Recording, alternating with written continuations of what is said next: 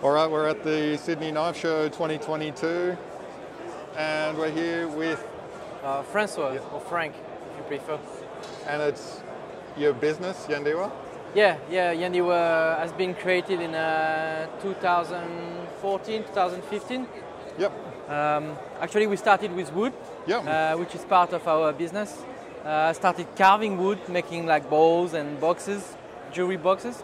Then we moved to the desert in the middle of Australia, which is like 800 kilometers east of Calgary and 800 kilometers west of Alice Springs. So I'm in the middle of nowhere, kind of, at the border of NT, WA and SA. Yep. That's where I started working with knife and steel, because keeping wood there is not easy. And from that, my partner just bought me a course with Bruce Barnett, folding knife maker in Western Australia, and we used to travel from Warracoorna to Bridgetown, where Bruce Barnett is residing, to actually do courses. So I did maybe over 5 years, I think I did maybe 10 courses with Bruce, and you can see now that in 5 years I achieved quite a bit of progress, I think, in knife making, from hunting knife to EDCs to kitchen knife.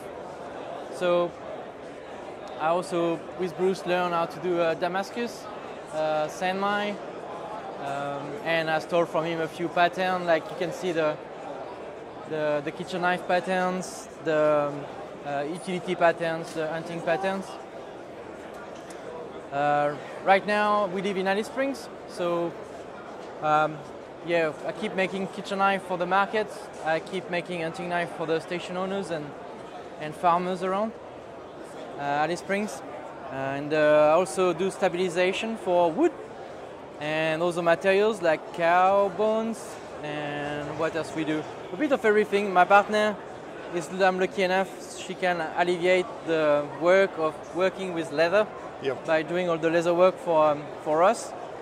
I'm sure you already seen a few sheaths that she made with inlays, with big skins, internal inlays. She also makes aprons, and she just bought a big cowboy like leather machine, so she can do a saddlery and a bit more functional like leather products like bags and etc. So we try to diversify. Everything we do is mostly handmade. We try to provide like desert timbers, wood to the knife making community, a few tools as well for a folding knife, because I work with Bruce, so I haven't produced a lot of folding knife, but I should, according to Bruce.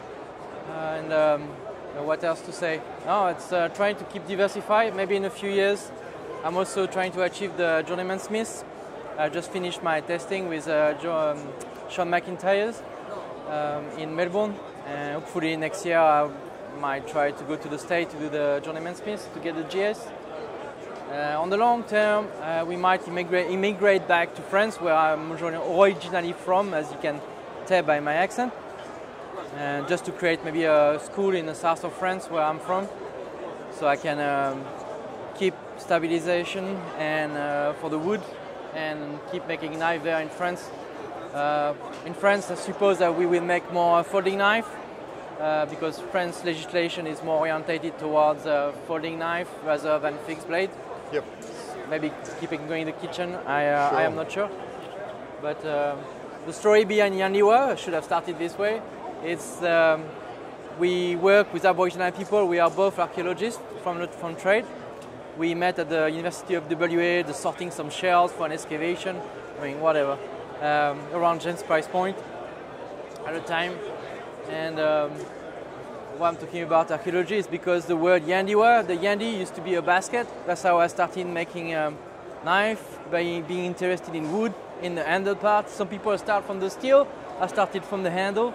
And the Yandi is actually a bowl that people around Marble Bar used to use to get minerals for whitefella when they reach like the Marble Bar area and all the Newman area in the Pilbara.